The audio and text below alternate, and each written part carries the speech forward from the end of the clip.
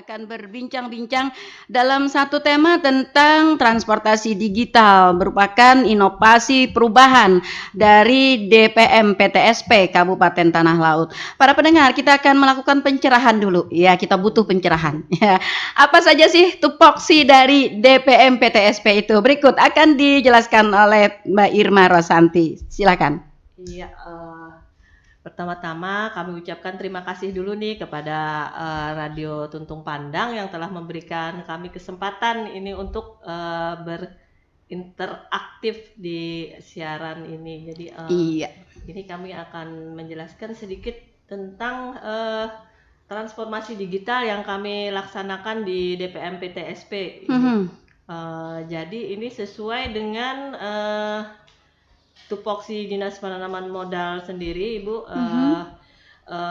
pada Peraturan Bupati Tanah Laut nomor 114 tahun 2021, di mana Dinas Penanaman Modal ini mempunyai tugas melaksanakan urusan pemerintahan yang menjadi kewenangan daerah di bidang penanaman modal dan pelayanan terpadu satu pintu. Juga tugas pembantuan yang diberikan kepada daerah dan fungsi lainnya. Kemudian ini juga Dinas Penanaman Modal mempunyai tugas untuk merumuskan kebijakan teknis di bidang penanaman modal dan daerah dan melaksanakan pelayanan terpadu satu pintu. Oke, ada pelayanannya. Iya, di samping itu juga melaksanakan evaluasi dan pelaporan penanaman modal serta pelaksanaan administrasi dinas. Jadi dari sekian tugas itu kami juga melaksanakan pelayanan penanaman modal juga untuk perizinan dan perizinan non tertentu ya Pak Budi ya. Di sini tentunya kita harus selalu meningkatkan pelayanan kita kepada masyarakat. Jadi yang dari tadinya pelayanan ini bersifat manual menjadi bersifat digital. Jadi sebenarnya ini sudah dilaksanakan melalui beberapa aplikasi di tempat kami, yaitu melalui Aperindu, melalui OSS. Tapi di sini kami melaksanakan lagi inovasi-inovasi yang mendukung SPBE ini, Ibu, pelaksanaan SPBE, yaitu sistem pemerintahan berbasis elektronik. Okay. Jadi di sini kami bertiga ini terdorong untuk membuat suatu inovasi, Bu. Ya, ada inovasi dari kami bertiga, masing-masing tentunya di bidang-bidang yang memang menjadi tupoksi kami. Oke. Mbak Irma, apa yang melatar belakangi adanya inovasi ini? Apakah mungkin karena pelayanan di PTSP sangat banyak begitu sehingga mungkin secara manual tenaga kita tidak mencukupi, atau mungkin memang menyesuaikan dengan era digitalisasi, atau bagaimana? Ya, tentu saja, Bu. Pelayanan di PTSP itu sangat banyak, Bu. Ini karena terkait dengan pelayanan langsung ke masyarakat untuk perizinan. Perizinan ini juga jenis-jenisnya juga banyak yang dilayani. Jadi memang kita harus selalu melakukan akselerasi untuk digitalisasi ini sendiri. Jadi kalau memang untuk dokumen-dokumen perizinan kan sudah dilaksanakan melalui OSS dan Aperindu. Jadi ini untuk pelayanan langsung ke lapangan nanti dibuat di bidang-bidang Pak Emro Hayat di bidang penanaman modal dan di bidangnya Pak Budi perizinan dan non perizinan tertentu. Oke. Lalu bagaimana prosedur pelayanan secara digital ini? Apakah dilakukan oleh petugas kita, atau memang orang yang berkepentingan sendiri, atau bagaimana, Bu Irma Rosanti? Prosedur pelayanan secara digital memang dilaksanakan di DPM PTSP. Kita punya petugasnya, Bu, untuk melayani ini. Jadi mereka pertama-tama itu mendaftarnya melalui perizinan ini melalui OSS bisa, Ibu. Kemudian itu untuk Aperindu juga bisa itu, Ibu. Jadi mereka biasanya melaksanakan di situ, kemudian dilayani oleh petugas dari kita. Seperti itu, Bu. Oke. Butuh penjelasan OSS dan Aperindo ini apa gitu. Iya. Untuk OSS dan Aperindo mungkin bisa dijelaskan oleh Pak Emro Hayat dari bidang penanaman modal, Ibu, karena itu di bidang beliau. tugasnya. Oke, Pak Emro Hayat, silakan, Pak. Baik, sebelumnya terima kasih juga kesempatan yang diberikan pada kami, karena ini salah satu kami mensosialisasikan bagaimana pelayanan kami di DPM-PTSP.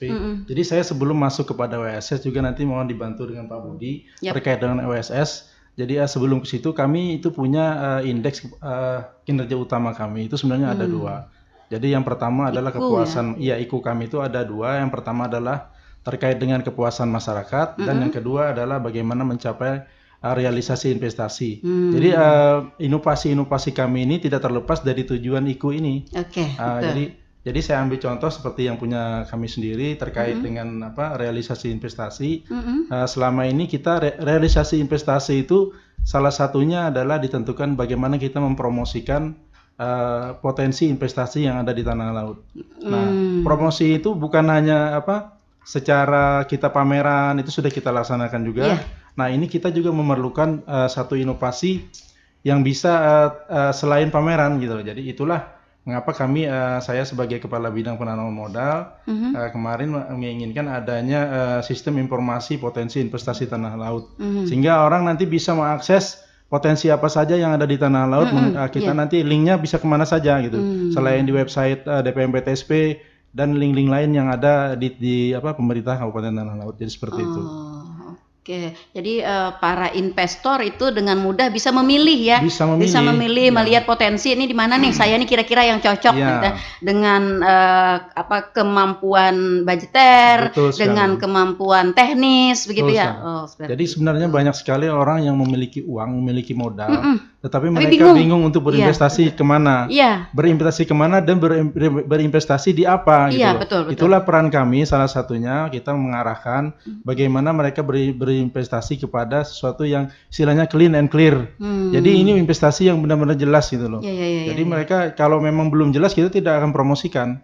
Jadi seperti itu. Oke. Lalu kalau boleh dijelaskan potensi investasi kita yang sudah kita realisasi atau yang sudah kita daftar itu apa aja, Pak Emro Hayat? Oke, baik. Kita sebenarnya punya beberapa prioritas potensi investasi kita di daerah, terutama yang sekarang ini kita getol-getolnya adalah terkait dengan kawasan industri Jorong. Karena kawasan industri Jorong adalah proyek strategis nasional yang memang ini langsung Presiden yang wanti-wanti ini harus diselesaikan sampai dengan 2024. Jadi kita sekarang di aplikasi kami ini memang sebagian besar kami mempromosikan yang terkait dengan kawasan industri Jorong. Apa saja yang ada di situ yang beratnya menggiurkan dan menjanjikan? Ya, memang kawasan industri Jorong dia kan saat ini sekitar memiliki lahan sekitar 900 hektar. Dia juga memiliki itu di-plotting dalam satu lahan ya? Satu lahan. Mereka juga punya kawasan sekitar. Jadi punya juga yang untuk mendukung itu, juga punya pelabuhan. Kita pada pelabuhan Playahari di sana. Kemudian juga dengan banyak sumber daya energi, juga dekat dengan PLTU kan. Jadi di sana memang kalau kita membahas khusus tentang di sana sebenarnya ada pembahasan tersendiri lagi nantinya. Jadi intinya seperti ini, kita siap mendukung di sana. Bagaimana nanti tenan-tenan yang akan masuk ke sana, sebenarnya sudah ada beberapa tenan-tenan besar yang sudah akan masuk. Tapi saya mungkin kurang berhak menjelaskan ini karena ada pengelola kawasan di Jorong yang lebih berhak menjelaskan tentang ini. Jadi intinya seperti itu. Seandainya ada potensi investasi ini diminati oleh investor dari luar, bukan hanya dari dalam negeri, jadi juga dari luar negeri juga sudah beberapa yang datang dan meninjau ke lokasi. Jadi harapannya ya di tahun 2024 nanti sudah ada kemajuan yang signifikan di situ. Oke. Berarti di kawasan industri ini ada berbagai bidang investasi ya yang bisa digarap. Seperti misalnya di perdagangan, misalnya mungkin juga ada kayak ada pusat kuliner gitu ya, begitu Mungkin ya? Atau di ini perkebunan atau kemana? lebih kepada industri yang lebih besar dari itu gitu. Kalau kuliner kan lebih kepada UMKM ya. Iya, iya, iya. Nah, ini lebih pada industri. Mungkin sedikit saya bocorannya Iya, salah iya, iya. satunya Nah, ya. dapat saya ya. Saya tadi Jadi- kembang, saya ungkit untuk dapat Jadi salah satunya bocorannya. sebenarnya mohon maaf ini bukan saya yang lebih berhak Oke, menjelaskan. oke. Salah satunya itu yang kemarin berminat itu adalah terkait dengan docking kapal. Jadi itu salah satu. Yang kedua adalah tentang gas itu. Terminal gas di betul. sana. Itu salah satunya gitu. Oke.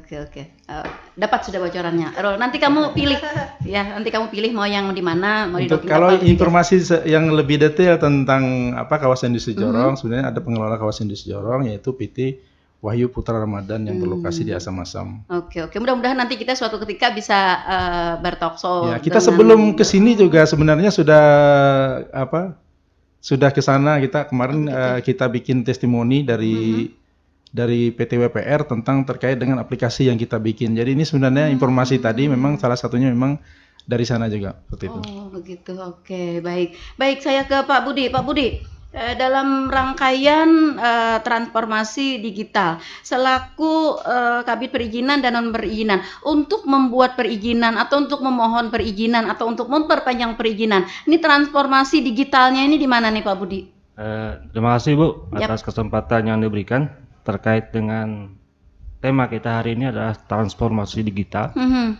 Sesuai dengan visi dan misi Bupati Tanah Laut dan Wakil Bupati Tanah Laut 2018-2023 adalah berkarya, inovasi, tertata, religius, aktual, dan sinergi.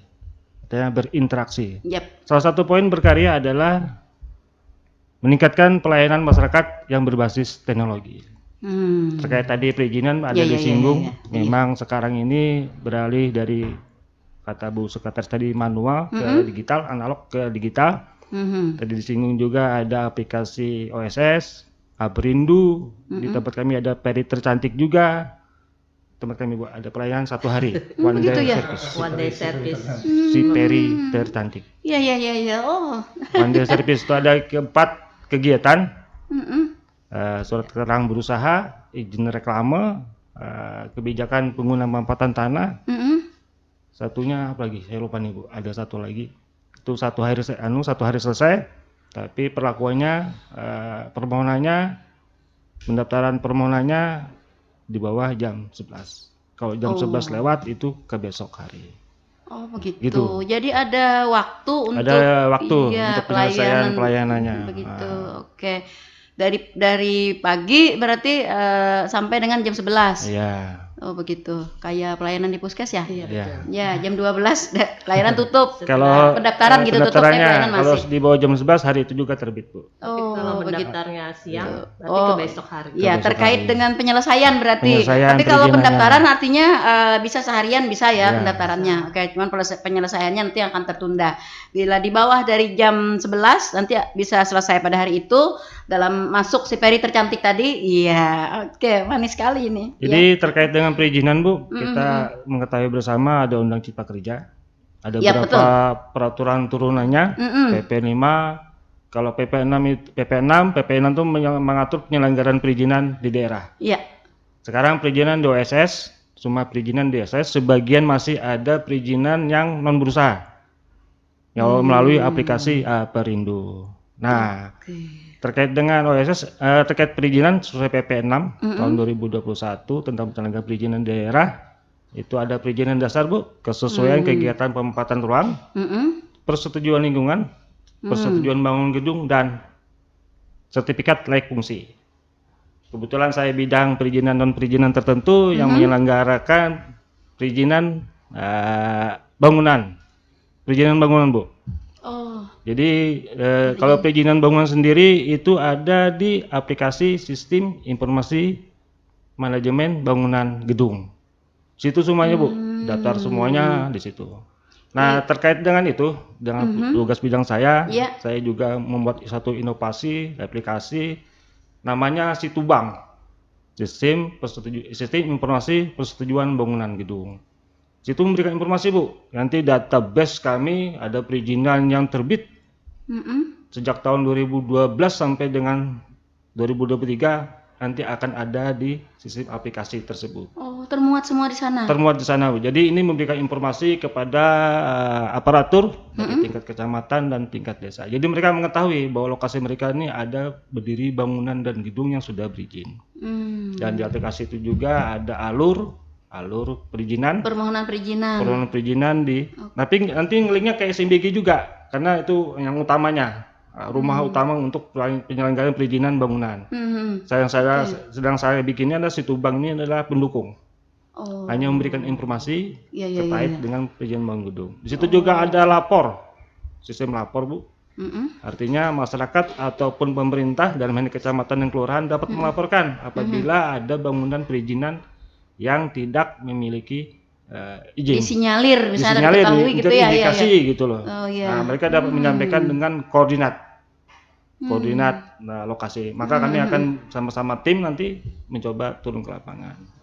Jadi memang saat ini kita dipacu, Bu, untuk berinovasi dengan digital sesuai dengan keinginan pimpinan kita. Era digital ini kita harus bisa menyesuaikan. Oke.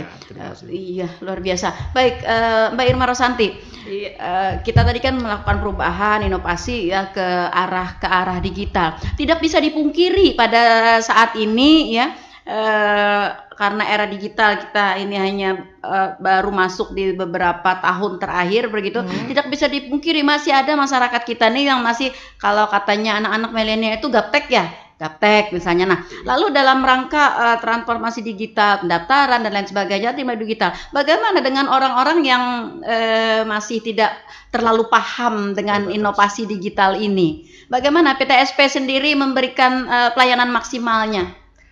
Iya, Ibu, ini memang kendalanya ada di situ ya, Bu ya, karena transformasi digital ini sebenarnya tidak semua masyarakat itu siap untuk menuju ke arah transformasi digital. Tapi seiring perkembangan zaman ini memang mau tidak mau itu harus kita laksanakan. Di samping itu Tanah Laut juga kan selalu mendorong berjalannya SPBE itu lebih cepat gitu loh, sistem pemerintahan berbasis elektronik. Jadi kadang-kadang memang masyarakat itu yang tidak mengerti ini, Bu, mereka datang langsung ke kantor kami. Begitu. Jadi nanti di sana dibimbing oleh petugasnya untuk pengisian terutama yang melalui aplikasi, melalui OSS itu.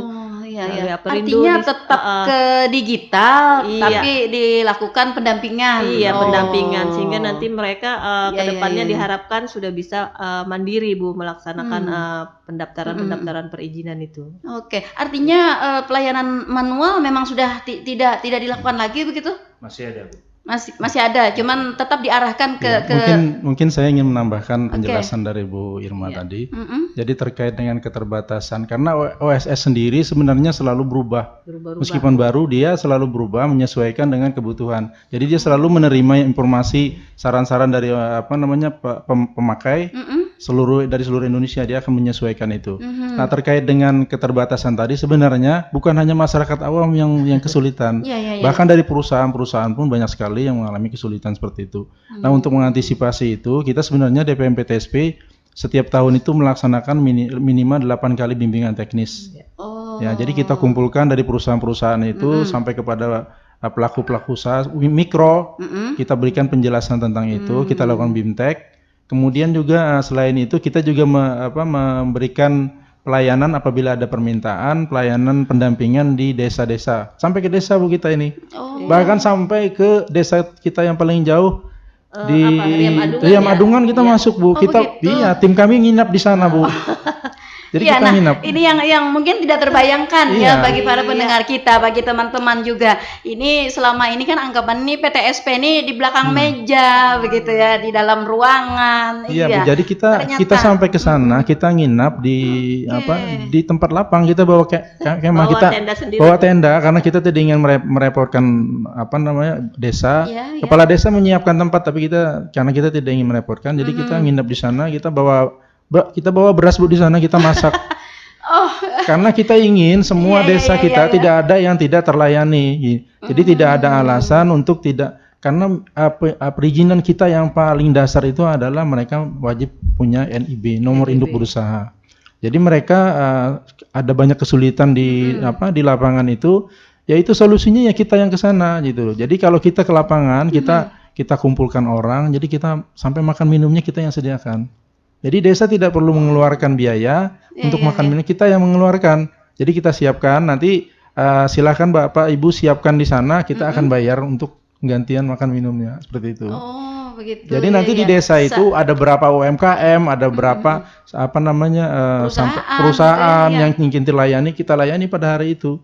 Biasanya kalau yang terlalu jauh itu Bu, kita nginap, itu seperti tadi. Oke, itu apakah BIMTEK-nya memang beberapa hari begitu, atau memang peminatnya yang cukup banyak? Biasanya kita ngabarkan dulu Bu, kita mengabarkan bahwa kita ingin ke sana, tolong disiapkan nanti karena pasti ada Bu, pasti ada. Tolong disiapkan nanti di sana beberapa UMKM yang ingin melakukan proses perizinan, kemudian juga biasanya juga dari BUMDes, karena BUMDes juga wajib punya NIB, karena itu, dan kita jelaskan dari segi manfaatnya itu, dan mereka memang memerlukan NIB ini.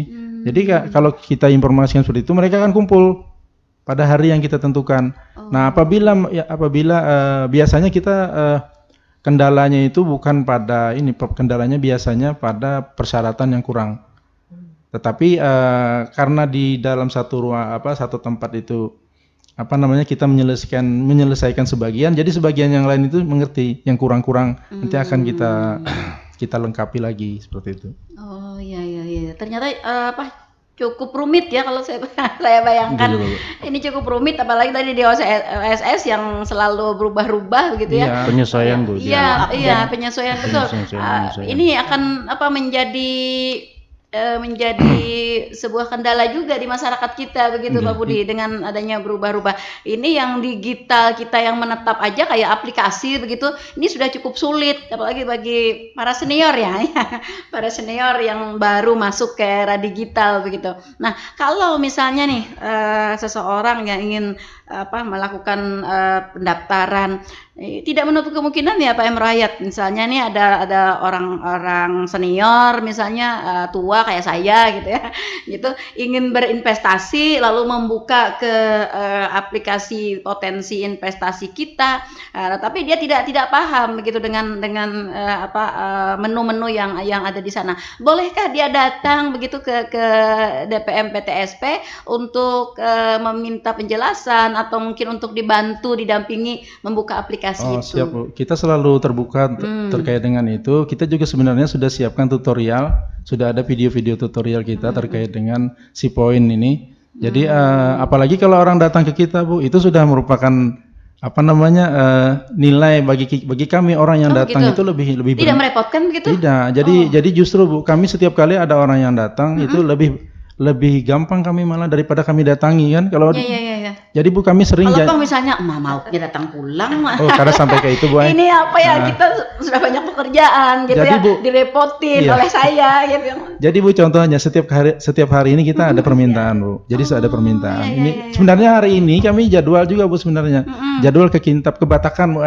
Ke Batakan sama Kintab. Jadi yang Batakan kami tunda besok. Jadi di Pantai Batakan itu Bu. Kemarin orangnya ke kami juga datang. Jadi biasanya kami yang datang itu lebih kami ini kan Bu, daripada yang telepon. Karena mereka kan sudah datang ke sini. Betul. Baru yang lain yang kami datangi. Artinya keseriusannya lebih tinggi. Bu, bayangkan dari Kintab Bu. Dari Kintab itu mereka sampai di sini jam 9 misalnya. Bu, kami takunakan, pian ini jam berapa Pak? Dari Kintab habis sholat subuh sudah berangkat Bu untuk perizinan ini. Jadi yang ini kita apresiasi lah. Caranya yaitu betul. Pak, tolong pian jangan bulik dulu hari ini sampai tuntung pian kita bantu. Jangan sampai pian dua kali ke sini jauhnya naik sepeda motor. Itu jadi itu biasanya kita ada faktor yang kayak itu kita perhatikan. Oke, luar biasa ternyata ya, benar-benar kalau dulu namanya sih pelayanan prima ya. Iya, pelayanan prima begitu. Jadi ini membuka peluang bagi seluruh para pendengar kita yang berminat atau yang berpotensi di potensi investasi ya Pak Rohayat. Mungkin nih Anda masih ada yang bingung, mungkin nih saya ada budget sekian gitu kan, kemampuan saya di bidang ini gitu. Kemana nih saya ingin menggunakan uang ini daripada nanti dibawa ke mall ya Mbak Irma Rosanti. Ya, kalau bahasa Banjarnya tuh Pak royat habis kada kekaruan. Lebih baik kita investasikan. Artinya potensi investasi di sini di dalam aplikasi itu mulai daripada skala kecil sampai dengan skala besar ada ya? Iya, jadi ada. Oke, baik. Iya, luar biasa. Tinggal milih ya. Saya ke Pak Budi. Pak Budi, ini tadi kan disebutkan tadi ada izin bangunan ya? Iya. Itu yang IMB itu kayak Pak? Penggantinya sekarang persetujuan bangunan gedung, Bu. Oh, persetujuan bangunan gedung. Penggantinya, Bu. Oh. Cuma bedanya dulu kan manual, Bu. Sekarang dari sistem SMBG namanya, Bu, yang dibikin oleh pemerintah pusat. Oh, begitu. Nah, terkait dengan perizinan bangunan gedung ini tadi, kemarin kita ada talkshow dengan siapa itu saya lupa, ada beberapa yang mempertanyakan di tempat kita ini Pak Budi masih ada bangunan-bangunan yang memang diketahui oleh masyarakat gitu tidak berizin. Nah, sejauh mana PTSP sendiri untuk melakukan kayak check and recheck gitu, kemudian mengedukasi pemilik gedung ya untuk mendapatkan atau untuk membuat izin bangunan itu. Terkait dengan izin bangunan, Bu, biasanya kalau ada perizinan bangunan kita biasanya ada laporan dari Satpol PP. Oke. Nah, maka nanti oleh Satpol PP terhadap pemilik bangunan itu disarankan menolak perizinan. Yang jadi kendala bahwa terkadang perizinan ini persyaratan dasar dari Ibu saya singgung adalah kesesuaian kegiatan pemanfaatan ruang. Kita dibatasi ruang peruntukannya. Ya. Misalnya yang berdampak ini terutama yang berdampak lingkungan, Bu. Apabila itu dalam skala besar, mereka tidak mungkin ada di perumahan. Di lingkungan perumahan permukiman tidak diperbolehkan. Biasanya tergantung resiko. Tadi disinggung kan, Bu, ada resiko. Ini berbasis resiko perizinan semuanya dari risiko kecil, menengah, rendah, menengah sampai tinggi. Itu sudah ada plotting-plottingnya, Bu. Jadi kalau risiko tinggi, mereka investasi yang besar, mereka harus ada di kawasan industri. Nah, terkait bangunan itu memang kita akan tenggarai memang masih banyak masyarakat. Tapi mereka terkadang datang sendiri karena ada perlu IMB. Misalnya kayak untuk ke bank. Balik nama tanah. Izin mendirikan bangunan, kemudian juga izin nomor izin berusaha nomor IMB. Nah, itu apa manfaatnya begitu atau nilai tambahnya ketika seseorang mempunyai itu? Nah, nilai tambahnya mereka jelas kalau terkait dengan bank, mereka bisa menaikkan nilai untuk anggunannya, Bu. Tambahan modalnya. Oke. Yang berizin dengan yang tidak berizin beda, Bu. Begitu. Kita contohkan aja sertifikat dengan Sokoradik beda, Bu. Nilainya kan gitu kalau di bank. Iya. Oke. Oh, seperti itu. Itulah gambarannya. Harapannya memang kita semua masyarakat kita ini sadar bahwa pentingnya suatu perizinan ini untuk berusaha. Jadi untuk orang kegiatan berusaha mereka harus masuk OSS dulu, Bu, sebelum melanjutkan kegiatan di OSS itu. Apabila berkesesuaian dengan tata ruang, mereka lanjut dengan persetujuan lingkungan, baik itu SPPL, UKUPL atau AMDA, baru lanjut ke bangunan gedung, gitu. Tahapannya gitu, Bu. Memang risikonya berbeda, Bu. Saat kewenangan daerah dengan risiko rendah, risiko kecil itu perizinannya dalam 1 jam itu bisa selesai. Modal kecil, tapi kalau sudah dia arahnya menengah ke tinggi, kewenangannya ke provinsi, ke atas ya, kewenangannya ke pusat, maka akan ada verifikasi data yang detail, Bu. Data detail itu bukan data manual, memang digital mereka kan sistem semua, bukan kita yang meminta, memang sistem yang meminta, Bu. Kurang data mereka akan menolak, Bu. Itu pun by email semuanya, enggak. Oke. Nah, kemarin ada kasus yang dipertanyakan juga Pak Budi. Ini ada sebuah rumah tangga begitu ya, rumah tangga di sebuah perkampungan. Nah, awalnya kan dia mempunyai ternak ayam kecil-kecilan di belakang rumah gitu kan ya. Nah, di belakang gitu. Nah, dengan memang dipagar. Nah, kemudian mungkin karena ini berkembang gitu ya, ternak ayamnya ini, habis itu semakin besar dan ternyata mengganggu lingkungan, khususnya mungkin suaranya, kemudian baunya begitu ya. Nah, seperti itu. Nah, apakah dalam kondisi seperti ini juga si pemilik itu harus mendapatkan izin? Maksud saya, adakah skala ketentuan dari industri atau usaha rumah tangga yang seperti itu yang harus berizin? Kalau industri rumah tangga biasanya kalau yang ternak ayam sampai di lingkungannya mungkin enggak, yang jelas kan mengganggu, Bu. Ya. Jangan kan ternak ayam yang banyak segitu. Kita ada ternak tetangga punya ayam 2-3, kotorannya di halaman kita kan kadang-kadang mengganggu. Apalagi besar, mungkin itu izinnya nggak diberikan, Bu. Pasti nggak diberikan karena memang nggak bersesuaian dengan peruntukannya di tata ruang. Gitu. Lalu kalau ternyata memang dia itu usahanya, solusinya kita kayak apa tuh, Pak? Solusinya paling kita minta pindah, Bu, lokasi yang jauh dari permukiman. Banyak sekarang kan, dulu kita ada ternak-ternak kandang ayam, mungkin di awalnya nggak ada bangunan gitu atau bangunan rumah. Iya. Tapi ternyata bangunan ini mendekati gitu loh, Bu. Rumah penduduk ini yang mendekati ke kandang. Akhirnya memang terjadi konflik di situ. Yang dikalahkan berarti si kandang. Akhirnya si kandang, Bu. Padahal si kandang sudah lama gitu ya. Saya lama berkuasa di sini gitu ya. Kalau peternakan ayam kayak nggak mungkin ada di permukiman, Bu. Karena juga mengganggu secara lingkungan, juga baunya kan mengganggu itu. Ada ketentuan nggak Pak Budi, radius berapa dari perkampungan? Kalau di perbubnya ada, Bu, radiusnya kalau tidak salah 500 meter dari permukiman. Dari permukiman. Tapi kan kadang-kadang usaha-usaha kecil masyarakat itu, Bu, selama mereka tidak ada keluhan, mungkin kita ya monggo aja. Iya. Kemarin yang lebih banyak ditanyakan tuh ya yang usaha-usaha kecil rumahan itu ya. Kecil. Memang katanya kalau dulu kan kayak masih sedikit gitu. Seiring bertambah waktu, bertambah modal, dia ternyata banyak ternyata. Membesar. Mungkin harus beri pelaku usaha ini harus sadar gitu loh, Bu, bahwa kalau bertambah besar kan sistemnya juga beda, bertambah besar klasifikasi usahanya. Iya. Nah, yang kedua juga kemarin yang banyak dipertanyakan yang belum terjawab juga Pak Budi tentang izin bangunan sarang burung walet. Ya, ini sarang burung walet ini kan jarang ada di pemukiman ya.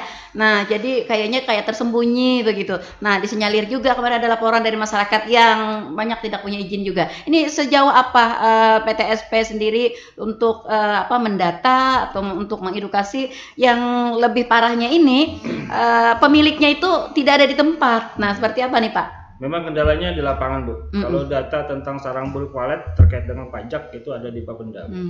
Nah, gitu. Nah, kembali lagi, Bu. Sarang waletnya memang cenderung ada di wilayah permukiman. Oke, baik. Kita ke suara pendengar dulu. Ya, baik. Suara pendengar, selamat pagi. Selamat pagi. Ini lawan Dang Sanak di Marabahan, nama Mawardi. Selamat pagi Pak Mawardi di Marabahan. Senang sekali. Oke, apa kabarnya nih Pak? Alhamdulillah, kabar Pak Mawardi. Alhamdulillah baik aja. Di Marabahan harinya panas, cerah. Oh iya, sama di Pleharip. Kalau di daerah Tanah Laut ya Pak? Alhamdulillah cerah juga Pak.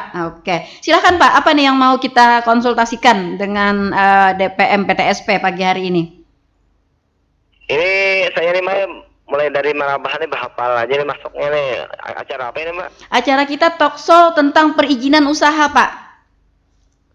Oh, tentang perizinan usaha. Oke, siap.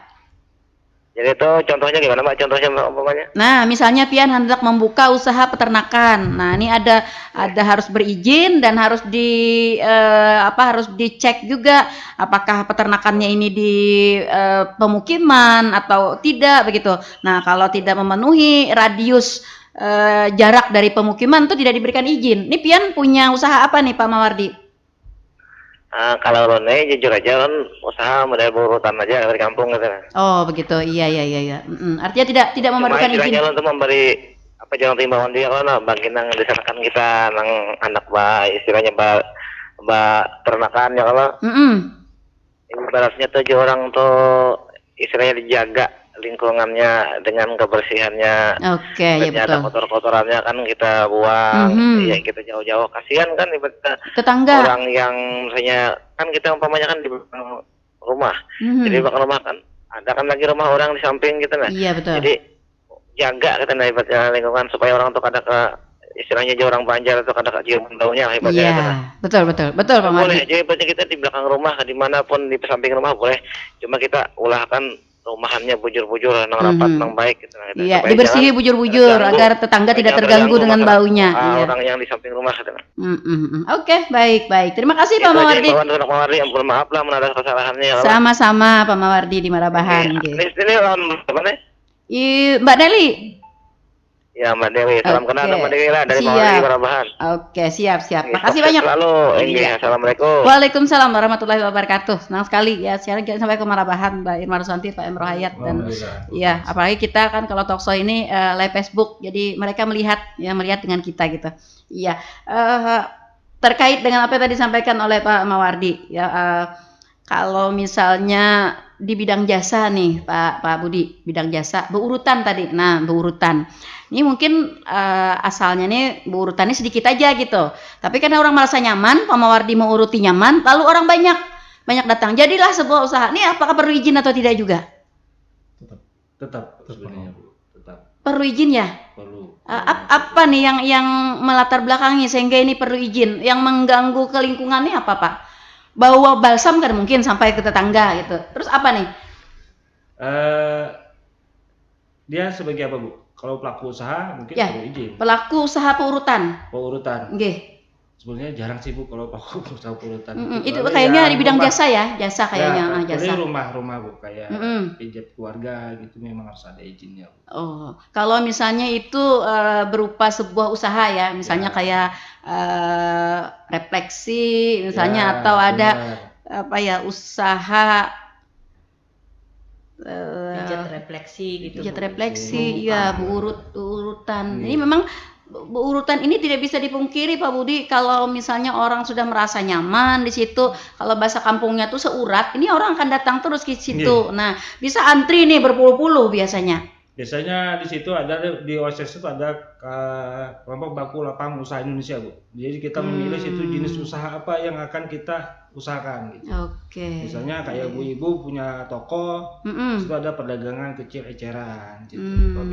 Oke. Kalau masih rumahan gitu ya, tidak memerlukan izin.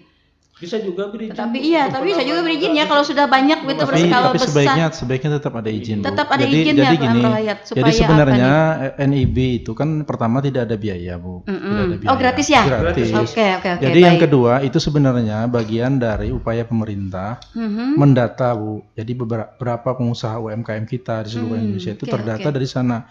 Karena itu sebenarnya bagian dari legalitas usaha. Meskipun dia tukang pijat. Sebenarnya Bu kemarin waktu MTQ nasional yang ada di Martapura, kan Pak Jokowi waktu itu menyerahkan 2.000 NIB sekalsel. Jadi 2.000 itu sebenarnya Bu termasuk tukang cukur, termasuk yang seperti itu. Jadi memang tujuan pemerintah itu sebenarnya ke depan semua UMK usaha mikro ini itu sebenarnya termasuk dalam usaha mikro. Tujuannya adalah ke depan semua usaha mikro ini akan naik kelas. Jadi dia dengan terdata, pertama minimal terdata dulu gitu loh. Iya. Nanti kan sehingga nanti kalau ada pelayanan pemerintah gitu ya bagi usaha-usaha mikro ini yang terdata dulu kan yang harus mendapatkan pelayanan dulu. Itu. Karena sekarang juga banyak program-program bantuan dana dari pemerintah ya sebenarnya ada. Itu minimal dia punya NIB dulu baru bisa dibantu seperti itu.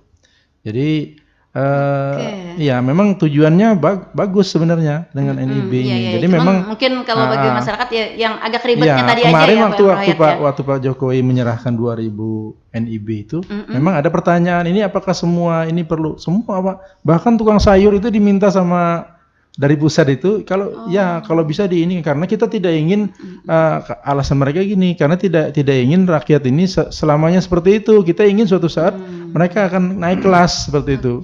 Minimal mereka ada dulu legalitas usahanya. Jadi Bu, kalau untuk usaha mikro kecil itu sebenarnya nggak ribet urusannya. Yang ribet mungkin yang gaptek aja gitu ya. Iya. Enggak juga sih Bu. Jadi cukup persyaratannya KTP, NPWP dan modal usaha dari jenis usahanya. Lokasi kegiatan itu sih Bu. Yang kendalanya kan kadang-kadang kita ini di jaringan internet Bu. Ya. Nah, kadang-kadang kendalanya tidak semua daerah kita ini jaringan internetnya bagus. Betul, ada yang blank sinyal, ada yang fluktuasi turun naik gitu ya. Sedangkan yang ada di sini, Bu, kayak yang di desa-desa di PHRI pun kadang-kadang mereka mencoba masuk ke OSS nih mutar-mutar aja, Bu, loading aja. Mereka datang ke kami kan pakai LAN, Bu. Jadi karena kan se-Indonesia nih, Bu. Itu se-Indonesia yang dipakai. Jadi rebutan masuk. Jadi ternyata lebih baiknya ini datang ke PTSP sih ya. Ya, Bu, ada Biarpun pendampingan direpoti, bertanya-tanya apa sih jenis usaha. Biasanya kami pendampingan bertanya, pian usahanya apa gitu. Misalnya ulun jualan sayur tadi. Kami carikan kode baku lapang usaha yang sesuai dengan jenis usahanya. Gitu. Jenis usaha saya apa urutan kata Pak Mawardi ya. Gini nanti ada situ apa jenis jasa apa Oh, begitu ya. Oke. Pak Mawardi terkait dengan apa yang pian sampaikan. Jadi meskipun paurutan ini diharapkan tetap mendaftarkan di perizinan ya Pak ya. Ya, NIB itu berlaku seumur hidup, Bu. Oh begitu. Selama mereka melakukan usaha. Usaha itu. Ya, tidak perlu perpanjangan per tahun, tidak perlu, Bu. Yap. Nah, sekali daftar untuk selamanya. Untuk selamanya. Dan ketika kita sudah mempunyai NIB, itu akan terdata di dalam aplikasi. Kemudian juga kalau ada fasilitas pemerintah berupa bantuan, pembinaan dan lain sebagainya, nanti akan didahulukan bagi yang terdaftar. Ini misalnya apa sih Pak? Peningkatan kualitas misalnya bagi paurutan. Siapa tahu nanti dari paurutan yang manual gitu ya menjadi paurutan yang ada pelatihan misalnya Bu ya. Iya, pelatihan refleksi ya mengenal urat gitu atau misalnya ada alat urut yang lebih modern begitu ya. Nah, seperti itu ya Pak Mardi. Ada juga seperti ini Bu. NIB itu biasanya juga dipertanyakan orang yang ingin kerjasama Bu. Jadi kemitraan, jadi mereka kalau ada NIB itu biasanya lebih diutamakan. Misalnya ada perusahaan refleksi di Banjarmasin pengen buka usaha di Tanah Laut. Nah, jadi mereka yang pertama atau kita yang menawarkan diri ke Banjarmasin misalnya ada refleksi misalnya jari-jari misalnya maaf nyebut merek nih. Jadi misalnya kita di sana kita bisa mengajukan ini NIB kita dan sudah diakui kita ini adalah ahli refleksi seperti itu. Jadi itu menambah biasanya seperti itu. Oh iya. Nah, lalu terkait dengan perizinan ini bagi perusahaan atau industri atau UMKM yang mempunyai perizinan dengan yang tidak mempunyai perizinan, apakah PTSP juga kayak melakukan ada promosi yang punya izin dengan yang tidak punya izin begitu bagaimana Pak Budi? Kalau itu sebenarnya sudah dilakukan Pak Bidang Pak Hayat, Bu. Oh, di Pak Makanya Hayat. ada sosialisasi para pelaku usaha. Semua dipanggil Pak Hayat dari UMKM sampai ke perusahaan yang besar. Iya, jadi artinya para investor yang ingin berinvestor tuh lebih terbuka lah istilahnya. Jangan memilih yang tidak berizin begitu. Atau bahkan kalau kita sarankan dulu untuk membuat izin dulu begitu ya. Oke, baik. Kalau boleh tahu nih di evaluasi kita transformasi digital di DPM PTSP ini dimulai pada tahun berapa Mbak Irma Rosanti? 2020 atau 2021 ini ya? Sebelumnya mungkin Ibu. Sebelumnya, oke. Pertama Aperindo itu tahun 2010-an sudah ada Bu. Aperindo itu. Oh begitu. Lalu yang tentang perizinan segala itu yang sudah beralih dari manual ke digital. Ini evaluasi kita dari tahun ke tahun nih bagaimana permasalahan yang dihadapi? Apakah semakin menurun atau mungkin karena berkembangnya jenis-jenis perizinan tadi sehingga permasalahan kita juga lebih meningkat? Nih bagaimana nih evaluasinya Bu Irma Rosanti, Mbak? Terkait evaluasi ini Bu, bidangnya juga mungkin di bidangnya Pak Hayat ini Bu untuk evaluasi pelayanan perizinan secara digital karena kan di bidang penanaman modal itu menyangkut ini Bu, terkait masyarakat yang juga mengurus perizinan ini di bidang penanaman modal. Oke.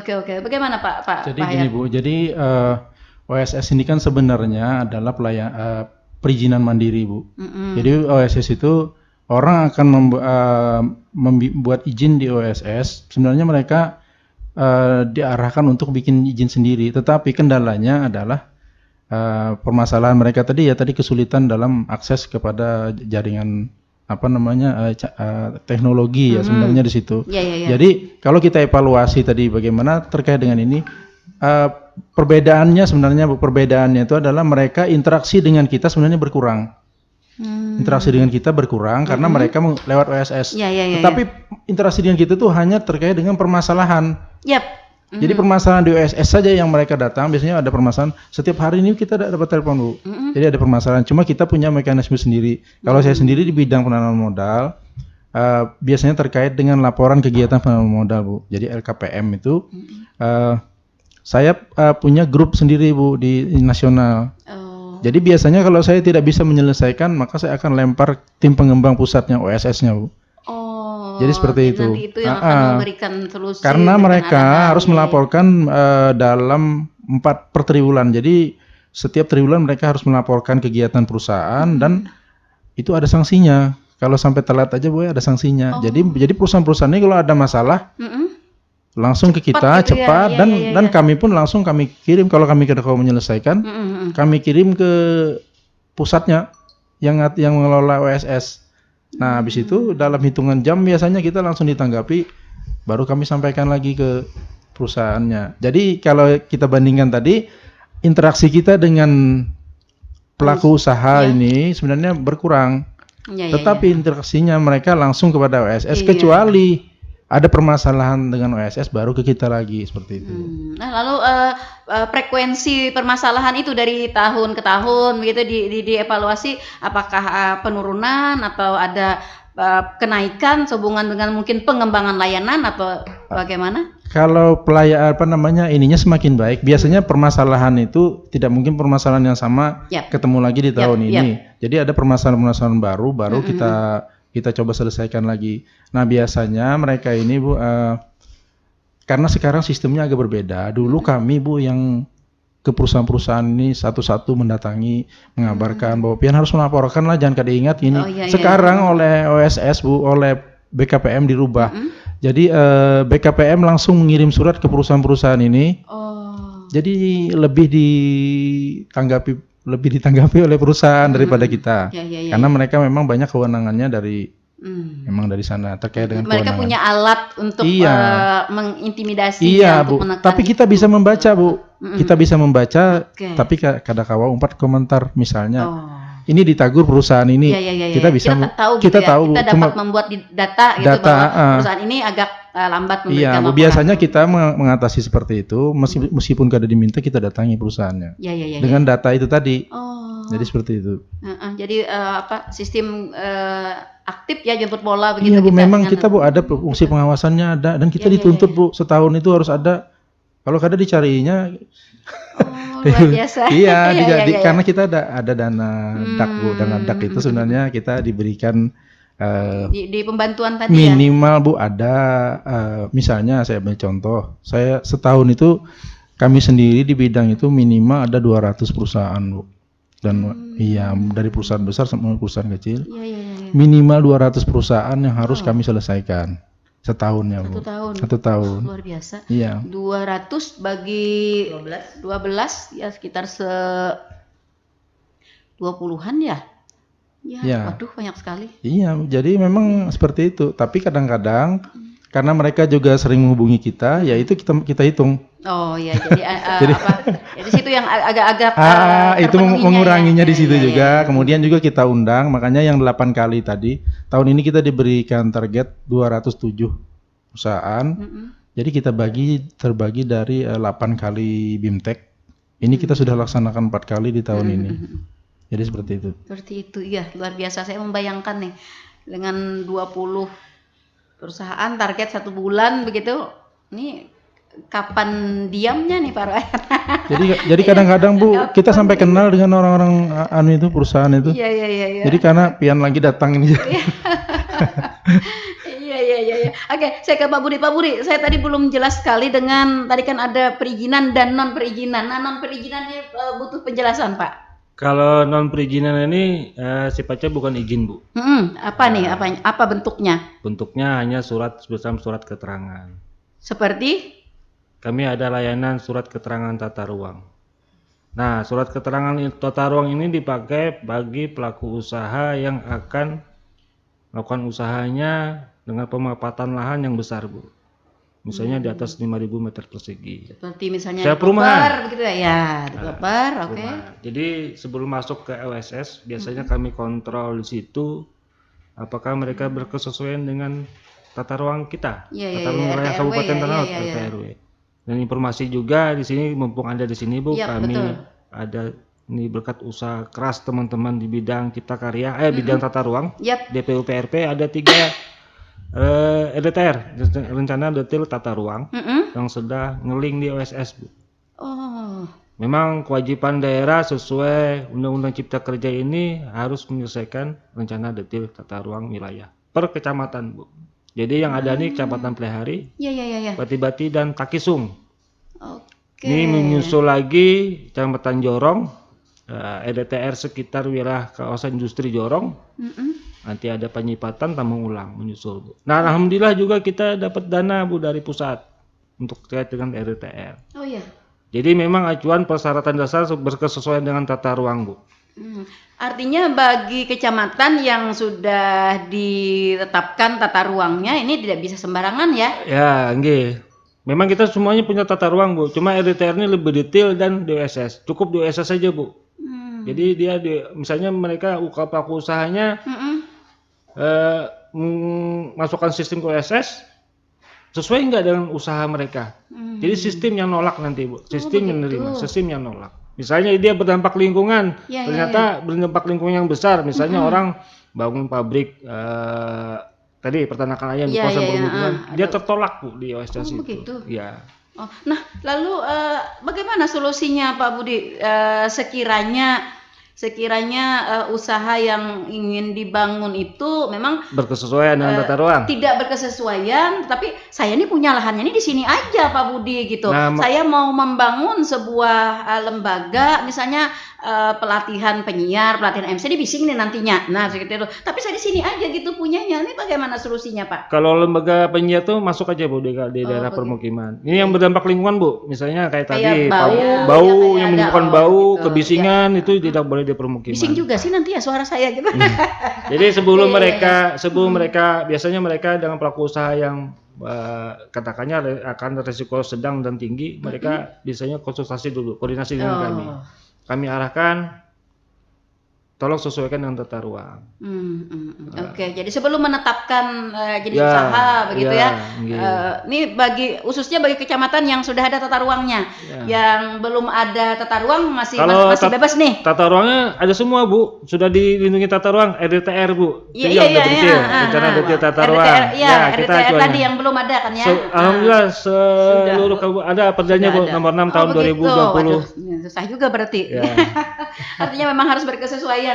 Itu persyaratan dasar, Bu. Iya. Persyaratan dasar sesuai dengan tata ruang. Karena nanti akan dipakai di persetujuan lingkungan sampai ke persetujuan bangun gedungnya. Oke, Pak Budi, dalam kaitannya dengan harus berkesesuaian tadi, apakah ini tidak berdampak gitu, Pak? Tidak berdampak surutnya pelaku usaha kita, Pak? Tidak, Bu. Oh, tidak. Oke. Pelaku usaha sekarang paham, Bu. Kalau dia dengan industri yang sedang, kecil yang sedang, itu masih boleh di lingkungan sekitar permukiman. Ada kan lingkungan ini ada bidang jasa, Bu. Kalau sudah industri besar dengan kapasitas yang besar, Bu, misalnya modalnya di atas 10 miliar, kan ada risiko pembagian kewenangan, Bu. Itu harus ada di kawasan industri. Itu. Ya. Satu lagi, Pak Budi, ada pengecualian nggak, Pak? Misalnya jenis usaha ini misalnya usaha yang memang diunggulkan oleh tanah laut misalnya, ada pengecualian nggak? Ada rekomendasi nggak untuk pertama tadi untuk persyaratan perizinan, kemudian juga untuk penyesuaian dengan detail tata ruang, bagaimana, Pak? Biasanya kami ada rapat forum, Bu, forum tata ruang. Di situ lintas sektor, stakeholder yang hadir memberikan pendapat, boleh tidak ini. Karena kita sebenarnya, Bu, memancing investasi di kita ini perlu pengorbanan juga kan. Ada kebijakan Pak Bupati dan sebagainya. Kita perda kita yang baru. fasilitasi penanaman modal itu. Nah, ada perda di sini, kami juga ada bentuk perda fasilitasi penanaman modal Bu, baru disahkan di tahun 2021 ya Pak ya?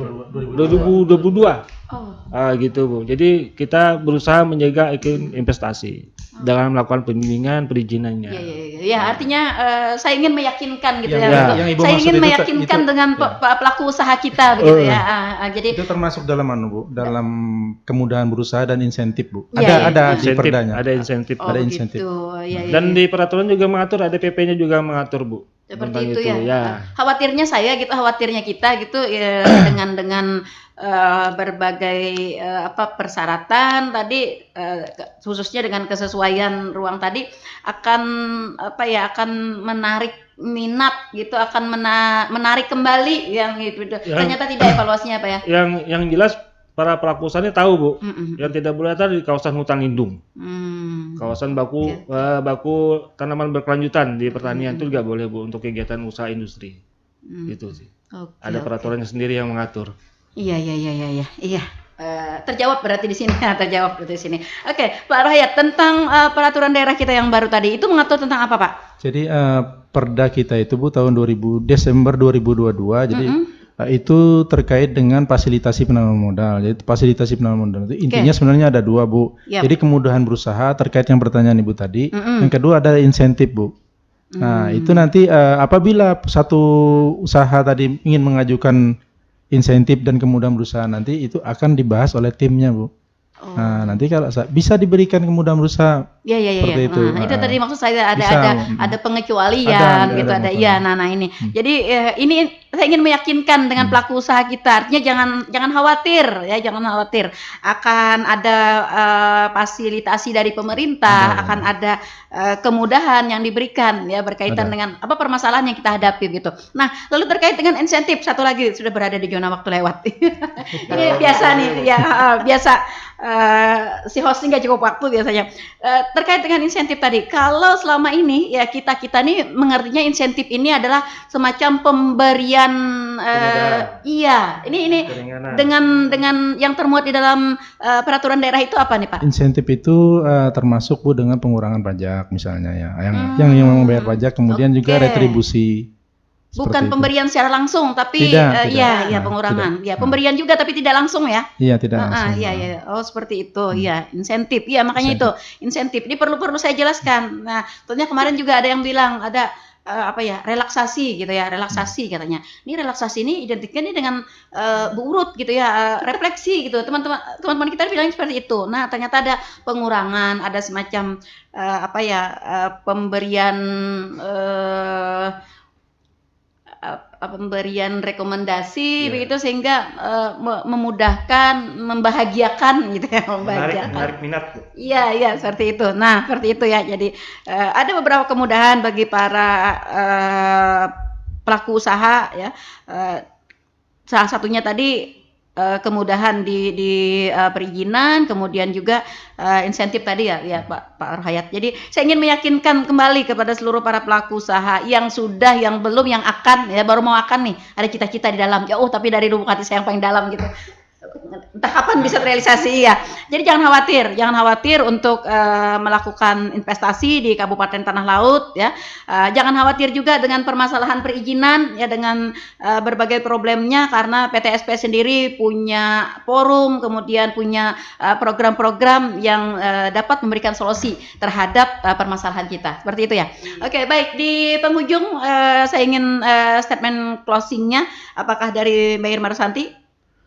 Pak Rohayat? Mungkin saya ingin menyampaikan satu hal. Ini terutama terkait dengan kedekatan kita dengan ibu kota negara. Jadi ini ingin saya menyampaikan IKN. Ini sebenarnya peluang potensi yang luar biasa yang bisa kita manfaatkan. Iya, betul. Jadi kita tahu kalau Tanah Laut ini kan 40% produksi sapi di Kalimantan Selatan ada di kita. Kemudian juga ada 6 dari 7 perusahaan terkait pakan ternak unggas ya. Itu ada di Tanah Laut. Jadi saya dalam singkatnya seperti itu ya. Untuk Bapak Ibu yang ingin berinvestasi ke depan ya, yang terkait dengan pertanian ini dan pangan, terutama untuk diarahkan ke apa namanya tadi, ibu kota negara. Iya. Jadi itu lebih menarik saat ini. Mungkin itu saja. Iya, tanah laut sangat berpotensi untuk Potensi itu ya. yang luar biasa. Jadi kita mengharapkan para investor, ayo berinvestasi di Kabupaten Tanah Laut. Betul. Ya, ada banyak potensi yang kami sediakan di sini, Betul ada sekali. banyak kemudahan yang akan kita berikan ya. Jadi jangan khawatir. Baik, Pak Budi, statement closingnya nih, sehubungan dengan izin dan non perizinan. Terima kasih. Terkait dengan ini, harapannya bahwa pelaku usaha dilengkapi dengan perizinan berusaha, nomor induk berusaha. Mungkin itu aja, Bu. Ya agar semua terdaftar, agar semua enak gitu ya. Kalau sudah ada izin kan jadi enak gitu ya Pak. Jadi lega, jadi plong kita gitu. Jadi tidak sembunyi-sembunyi, tidak dibayangi oleh rasa ketakutan. Jangan-jangan nih nanti Pak Budi akan datang gitu ya. Sama kayak kita punya, kita nggak punya SIM, Bu. Betul. Lihat foto polisi aja takut gitu ya. Ini lihat foto Pak Budi aja takut sudah. Oke, baik. Para pendengar setia Radio Tentu Manang FM di mana saja Anda berada, sayang sekali waktu kebersamaan kita sudah berada di zona lewat. Dan itu tandanya saya harus undur pamit dari ruang dengar Anda. Terima kasih Mbak Irma Rosanti, terima kasih Pak M. Raya, dan terima kasih Pak Budi. Terima kasih juga para pendengar kami yang sudah berkontribusi bersama kami dan para pendengar yang sudah setia stay tune di 102,3 RPPL Radio Tentu Manang FM, radio berinteraksi untuk pembangunan Kabupaten Tanah Laut. Semoga apa yang kita perbincangkan di pagi hari ini dapat menambah wawasan dan pengetahuan bagi para pendengar kita, khususnya para pelaku usaha, dan akan semakin meningkatkan peran serta masyarakat dalam ikut serta membangun tanah laut tercinta ini melalui usaha-usaha yang mereka geluti dan berizin. Baik, salah hilapnya saya mohon maaf dan semoga kita dapat berjumpa kembali di lain waktu dan kesempatan. Akhirnya saya Nelly Aryani dan saya Arul. Oke, kami berdua undur pamit dari ruang dengar Anda.